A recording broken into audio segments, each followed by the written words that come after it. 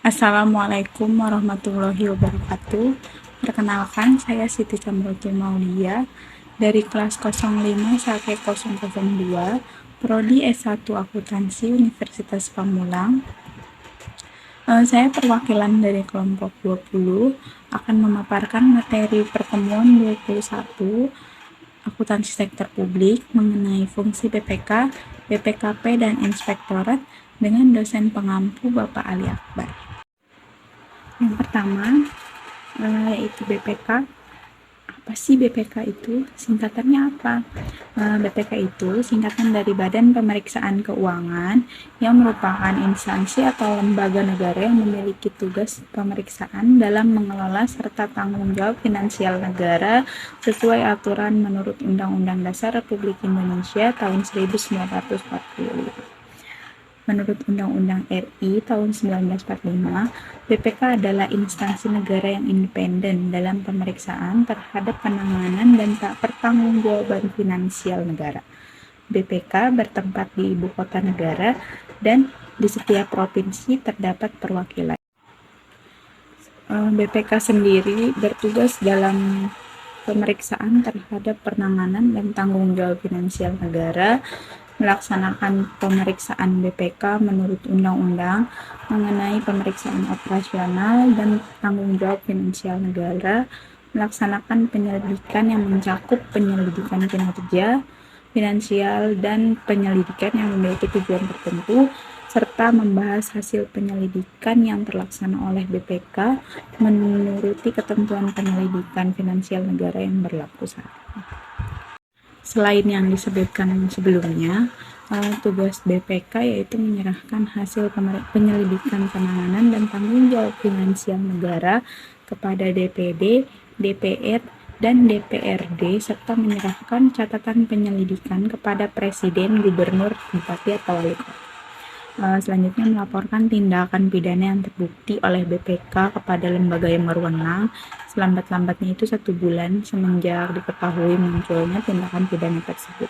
Dan yang terakhir yaitu mengawasi implementasi kelanjutan hasil penyelidikan yang dilakukan oleh pejabat dan menginformasikan hasilnya berbentuk catatan tertulis kepada DPR, DPD, dan DPRD serta pemerintah. Selanjutnya fungsi BPK. Terdapat 3 fungsi utama BPK di sini, yaitu ada fungsi operatif, yudikatif, dan rekomendatif. Fungsi operatif sendiri, BPK berfungsi dalam memeriksa, mengawas, dan menyelidiki terhadap wewenang, penanganan, dan penggunaan kekayaan negara. Fungsi yudikatif, BPK ini memiliki kekuasaan atas tuntutan ganti rugi kepada bendaharawan dan pegawai negeri bukan bendahara atas kerugian keuangan negara karena pelanggaran hukum atau kelalaian kewajiban. Dan yang terakhir itu fungsi rekomendatif. BPK berfungsi dalam pemberian pertimbangan kepada pemerintah dalam mengurus dan mengelola keuangan negara. Selanjutnya yaitu wewenang dari BPK. Berdasarkan Undang-Undang Nomor 15 Tahun 2006 Bab 3 Bagian kedua, BPK itu memiliki kewenangan untuk melakukan penentuan terkait objek pemeriksaan, merencanakan dan melaksanakan pemeriksaan, serta menentukan waktu dan metode pemeriksaan, dan menyusun serta menyajikan laporan pemeriksaan itu sendiri. Yang kedua yaitu BPKP. BPKP merupakan singkatan dari Badan Pengawasan Keuangan dan Pembangunan, merupakan sebuah lembaga pengawasan internal pemerintah yang berada di bawah dan bertanggung jawab langsung kepada Presiden. Sebagaimana tertera Peraturan Presiden Republik Indonesia Nomor 192 Tahun 2014 tentang Badan Pengawasan Keuangan dan Pembangunan. Pengawasan internal terhadap akuntabilitas keuangan negara ini dilakukan oleh BPK terhadap aktivitas tertentu. Untuk aktivitasnya sendiri yaitu aktivitas yang sifatnya lintas sektor, aktivitas pembendaharahan umum negara atas dasar ketetapan Menteri Keuangan sebagai bendahara umum negara, dan aktivitas lain atas dasar perintah dari Presiden.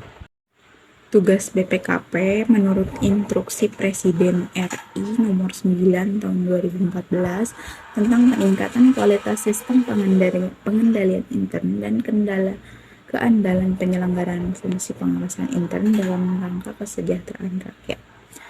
kepala BPKP ini memiliki tugas melakukan pemeriksaan dengan tujuan peningkatan penerimaan negara atau daerah serta penggunaan anggaran pengeluaran negara atau daerah secara efektif dan efisien. Untuk fungsi BPKP sendiri, yang pertama yaitu merumuskan kebijakan nasional pengawasan intern terhadap akuntabilitas keuangan negara atau daerah serta pembangunan nasional. Yang kedua, melaksanakan audit, review, evaluasi, pemantauan, dan kegiatan pengawasan lain terhadap perencanaan, pelaksanaan, dan pertanggungjawaban akuntabilitas.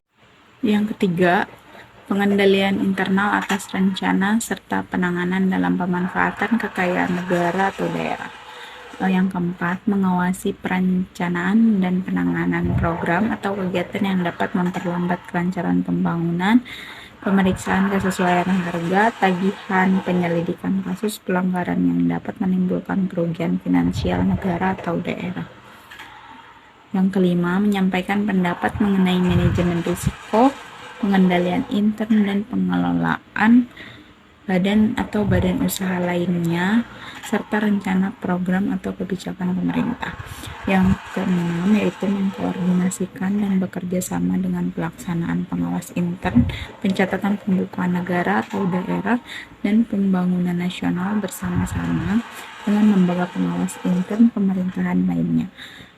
Yang ketujuh, melakukan sosialisasi, pembinaan, dan konsultasi mengenai pengelolaan sistem pengendalian intern kepada lembaga pemerintahan pusat, daerah, dan instansi yang memiliki kepentingan finansial atau kepentingan lain. Yang kedelapan yaitu melakukan penilaian atas laporan keuangan dan laporan kinerja pemerintah pusat.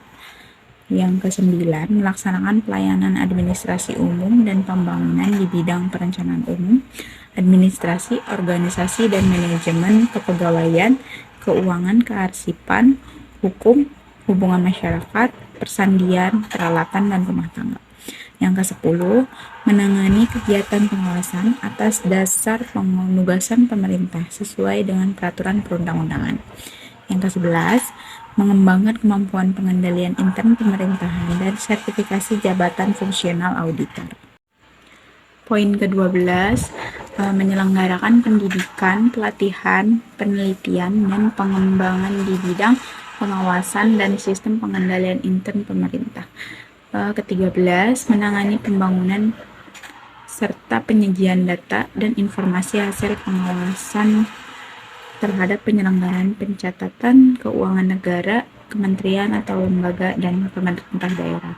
Yang terakhir, yaitu menangani pengawasan internal terhadap pelaksanaan tugas dan fungsi di BPKP.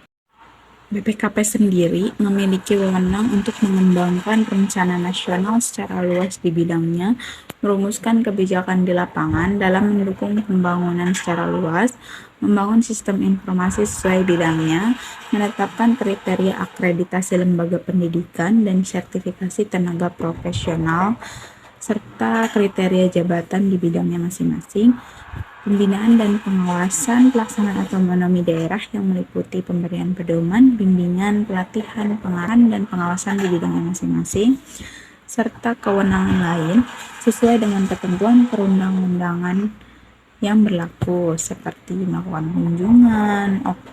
kunjungan operasional, seluruh perkantoran, bengkel, pergudangan, gedung-gedung, dan lain sebagainya. Yang ketiga yaitu inspektorat. Inspektorat ini merupakan badan atau lembaga pemerintah yang melakukan pekerjaan pemeriksaan. Inspektorat terbentuk di lembaga BPKP sebagai komponen pengawas. Inspektorat sebagai komponen pengawas internal BPKP berada di bawah dan bertanggung jawab kepada Kepala BPKP dan Sekretaris Utama sebagai koordinator secara administratif. Inspektorat sendiri bertanggung jawab langsung kepada Menteri. Inspektorat juga bertugas mengawasi penanganan urusan pemerintah, urusan perekonomian, urusan kesejahteraan sosial, urusan finansial dan aset, serta melaksanakan kegiatan administrasi. Fungsi lembaga inspektorat ini dalam pemerintahan yaitu menyusun standar prosedur pengendalian dalam lingkungan inspektorat, menetapkan panduan kegiatan operasional inspektorat, melakukan pemeriksaan terhadap kepatuhan, pelaksanaan tugas yang efektif dan efisien, dan peran Departemen Operasional, melaksanakan pemeriksaan terhadap kemungkinan pelanggaran dan penyalahgunaan wewenang oleh pimpinan unit kerja dan pegawai. Selanjutnya, melaksanakan peninjauan laporan pertanggungjawaban kinerja unit kerja, melaksanakan penilaian atas laporan keuangan, melaksanakan analisis, evaluasi, penyusunan laporan hasil pengawasan inspektorat, mendampingi pelaksanaan sistem pengendalian internal dan reformasi birokrasi. Selanjutnya, melaksanakan peninjauan pelaksanaan program pengendalian lingkungan pemerintah dan reformasi birokrasi. Terakhir, yaitu memantau tindakan lebih lanjut atas hasil audit. Untuk wewenang inspektorat sendiri, yaitu mengakses seluruh informasi, sistem informasi, catatan, dokumentasi, aset, dan personil yang diperlukan sehubungan dengan pelaksanaan fungsi pengawasan internal itu sendiri. Selanjutnya, melakukan komunikasi secara langsung dengan para pejabat pada satuan unit kerja yang menjadi objek pengawasan dan pegawai lain yang diperlukan dalam rangka melaksanakan pengawasan. Memiliki kewenangan untuk menyampaikan laporan dan melakukan konsultasi dengan menteri, kepala lembaga, gubernur, wali kota, serta bupati, dan berkoordinasi dengan pemimpin lainnya.